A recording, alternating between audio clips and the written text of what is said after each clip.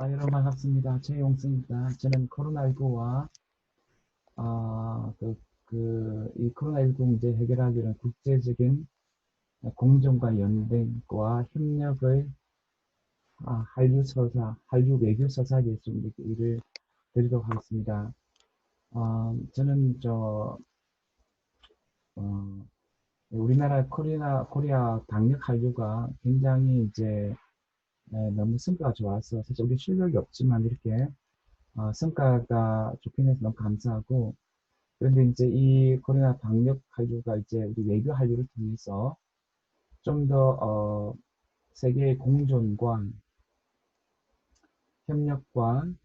또 또 연대를 위해서 기여할 수 있기를 원합니다. 그래서 이제 그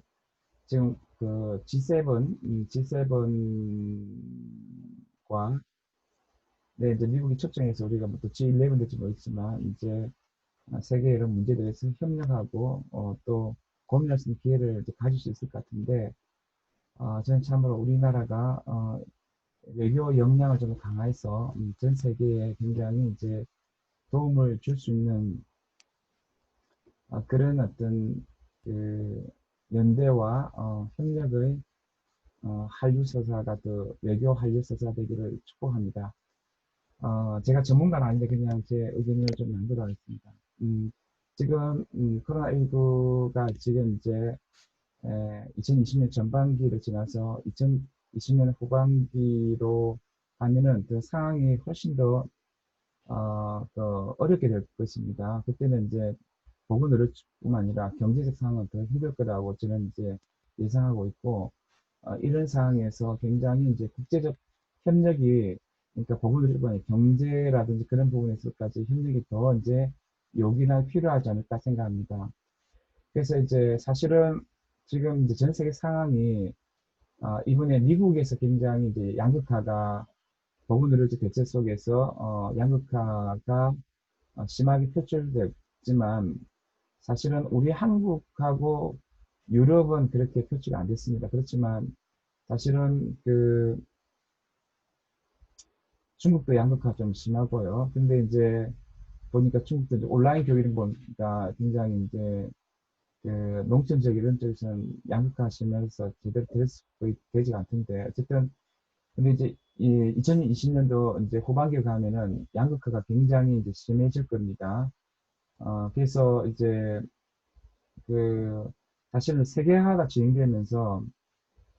우리가 노동 부분보다 금융 부분이 훨씬 더 많이 이제 그 어떤 것들을 가져가게 됐고 또 사실은 노동 부분도 기술 진보가 더욱더 어, 양극화를 더 많이 가졌기 때문에 그래서 전 세계의 뭐 10%가 이제 86% 불을 거의 다 가지고 있는 그런 이제 그런 상황 속에서 이제 그 굉장히 이제 또 이 사실은 이제 코로나19 대처하는 상황 속에서 같은 산업 기술이 더 많이 필요한 것 같습니다. 근데 이런 기술 진보의 사용은 또 양극화 불러오기 때문에 정치적인 어떤 협력이 중요하고 국내적인 차원뿐 아니라 전 세계적 차원에서 굉장히 이제 전체 협력과 그런 어떤 연대와 공존이 참 중요한데 그런 차원에서 우리나라는 굉장히 이제 보건 한류 부분에서도 협력을 주고 있지만 우리가 그 가진 역량 부족함에 불구하고 경제적 차원까지 우리가 제3세를 아우르면서 전 세계적인 그런 어떤 공중과 연대 협력을 추구하고는 노력들을 진지하게 보여주고 있다고 생각합니다. 이에 반해서 이제 뭐냐 하면은 다른 나라들은 굉장히 이제 좀 문제가 많지 않나 그렇게 생각합니다. 미국 같은 경우는 트럼프가 너무나 이제 중국과 싸움 속에서 보험 무역일 수도 있고 또 어떤 가치 갈등이 있죠. 자기 민주주의 가치에 좀 안 따르니까 그런 게 있지만 자신이 또 여러 가지 선거 이런 거 관련해서 너무나 좀 과도하게 그 코로나19 대처하기 위한 그런 연대 협력보다도 중국을 희생양 삼으면서 자신의 이해 관심 이런 쪽과 또 연결해가지고 막 혼란스럽게 지금 미국이 대처하고 있고 또 중국 같은 경우도 사실은 보면은 이제 사실은 이 코로나19 이후에 저 1대1로 같은 이런 걸 가지고 이제 뭐 자신을 좀 더 중앙문과 이걸 해가지고 자신을 확장하는 그런 1대1로 서사, 중앙공 서사 격가진 1대1로 서사 이런 것들 가지고 했지만 또 그래서 이탈리아와 좋은 관계를 맺는 등등 해가지고 뭔가 했지만 그 이런 과정에서 또 코로나19 대처 서사에서 유럽을 또 무시하면서 또 그렇게 하면서 뭐냐면은 좀 뭐냐면은 하나의 유럽을 추구하는 그 유럽 서사와 이렇게 조금 많이 뭐 인권과 민주주의 또 세계 시민주의 이런 것들을 약간 그냥 유럽의 어떤 서사와 갈등을 일으키면서 좀 한계를 노정하고 있는 것 같습니다. 그런데 이런 상황에서 우리나라가 이제 뭔가 계속 기회가 보장된다는 거죠. 그러니까 G7뿐만 아니라 G11 등등에서 우리나라뿐만 아니라 전 세계적인 공존과 연대 협력을 위해서 좀 더 뛸 수 있는 그런 기회들을 갖고 있다는 거죠. 물론 이런 것에 대해서 일본 같은 경우는 이제 계속적으로 그 후자와 유기치입니까? 그가 뭐 한국은 안 돼. 우리는 타라해가지고 유럽 같은 국가고 한국 안 돼가지고 계속 한국을 이제 굉장히 멸시하고 이제 그런 시선을 갖고 있었는데 어,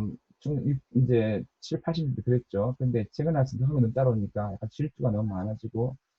네, 그런 시선으로 좀 약간 좀 그 G7에 사실은 이제 이제 그냥 한국 안 돼 이런 게 아니라 이제 너무 한국이 따라오니까 시기 질투된 것들이 많겠죠. 그래서 이제 G7 그쪽으로 예, 이제 참여한 것들은 굉장히 싫어하는 그런 이제 장애물도 있고 근데 그런 것들은 이제 사실은 먼저 초청한 사람이 이제 트럼프이기 때문에 트럼프가 알아서 해야 할 문제고 그건 별로 또 문제가 안 될 수 있지만 또 유럽 같은 경우는 사실은 저번에 보니까 미국은 굉장히 우리나라가 코로나19 방역에 잘해서 뭐 놀라는 그 감탄사가 많았지만 유럽은 감탄사와 함께 약간 어, 그 여전히 유교 사회고 전체적 감시 사회의 어떤 프레임 속에서 중국과 비슷하게 대처한 것이 아닌가 해가지고 약간은 시샘과 질투도 약간 있는 것 같기도 하고 또 거기에는 사실은 뭐냐 하면은 에드워드 사이드의 오리엔탈리즘 서사 시각이랄까 또는